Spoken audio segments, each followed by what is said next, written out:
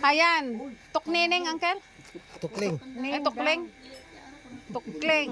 Pero sa Ito yung mga ibon na nakukuha sa palayan. Palayan. Yan. Sarap niyan. hindi Parang- naman yung dab yan. Parang pandab. Parang Yung dab yan. yung classification of dab. Pesos, kanto ka lang. Yung puti. Yung. Ang dami ninyong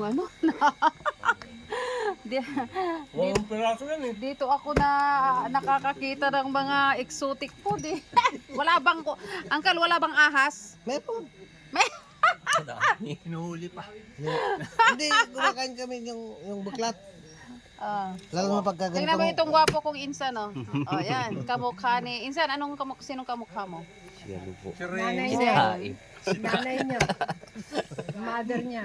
Hindi ba niya kamukha si tatay niya? Wala yun, ang tatay. Wala, yung totoo. Yan ang tatay niya. Ito, mga exotic food, oh.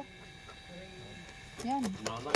Gusto ko ito. Itong Mga atay. mga mati ko lang. Ayan ang kanya. Yung Lizard. balon-balon. Ano yan? Tinorts ninyo or what? Oh, medyo tinorts kasi mahirap tanggalin yung balahibo nito. Talaga mahihilo ka nga dyan. Kasi, kunti niyan, maraming alak. Ganon. Siyempre, Ito talaga siya. meron niya akong kondon. Bumili ako ng isda sa Bagyo, ano. Nung bumalik ako ng umaga, bakit yung binili kong isda sa inyo kahapon, nahihilo naman ako. Nakakahilo ng isda nyo. Bakit? Hindi sir, wala naman. Ang dami nang bumibili sa akin, hindi nahihilo. Kada kayo mutaan eh. Kala nila may poison. Okay na?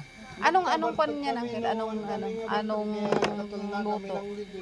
Tinola na lang, dapat prito ka eh. Maganda yata. Yung prito. Ano mas Ano maganda yung prito dyan? natin? Mas maganda. Prito na lang. Sabi ni Uncle Joseph, nakakahilo daw eh. Hindi! Yun. Yan.